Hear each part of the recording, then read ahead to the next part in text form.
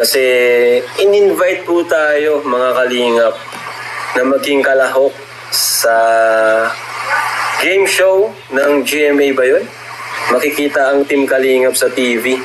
Si Edu, si Joms at si Dan.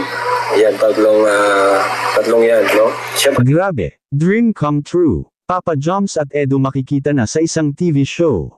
At ang Team Kalingap. Magandang araw sa inyong lahat mga Kalingap, sanay hindi nyo po makalimutan na mag-like sa video na ito. At paunawa tapusin muna ang kabuuhan ng video na ito mga Kalingap at para malaman ang nilalaman nito. At maraming salamat po mga Kalingap sa pagpatuloy na pagsuporta lalo na kay Kuya Val Santos Matubang at kay Ate Edna Vlogs at Kalingap Rab, salamat po. Dream come true para kay Papa Joms at Edo. Makikita na sila for the first time sa isang TV show.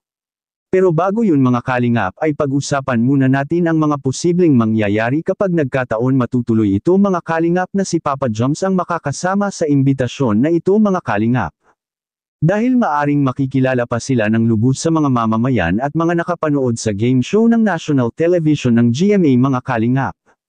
At dahil dito maaring sisikat sila lalo kung magkataon na makakasama si Papa Joms sa line-up na iisasama ni Kalingap Rab doon.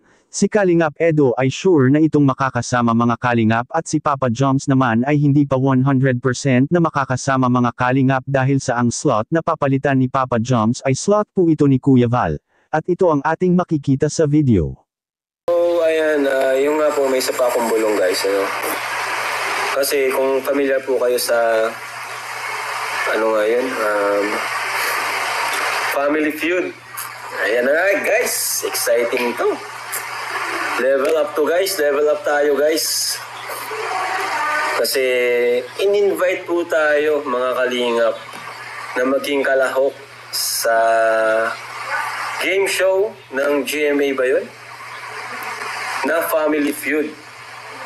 At ang host, di ba, si Ding Dong, in-invite po tayo doon. Grabe. So, kabang-abang din po yan mga Kalingap. Makikita ang Team Kalingap sa TV. Yung kausap niyan, 4 na players po. At hulaan nyo guys kung sino yung 4 na players na aking isasama. Grabe guys. Nakaka-excite po yun. So, ayun na, mga Kalingap. Kung matuloy man ito, grabe, sobrang saya na namin ito. Ibang level na to guys. Level up ang Kalingap. Sa TV na tayo makikita.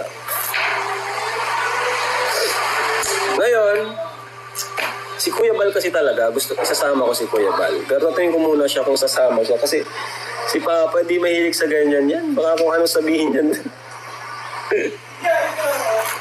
Siyempre si Kuya Bal, no? may slot yan dyan, si Kuya Bal. Pero tanungin ko muna si Kuya Bal kung sasama siya. Hindi ka mahilig sa ganyan si Papa eh.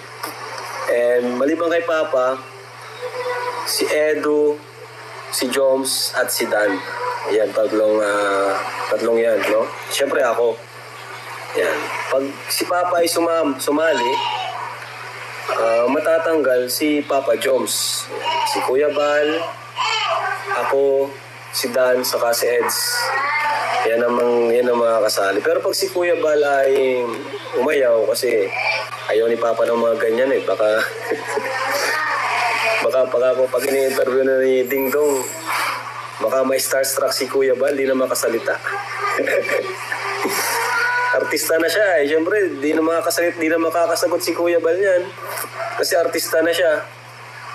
Hindi matatalo tayo. Si Pau nga, no? Si Pau. Magaling na. Dapat ano ka rin eh. Alerto yung pag-iisip mo doon. Kasi para mga survey yun, di ba? Survey. Dapat yung pag-iisip mo malawak. Medyo creative ka sa pag-isip. Well,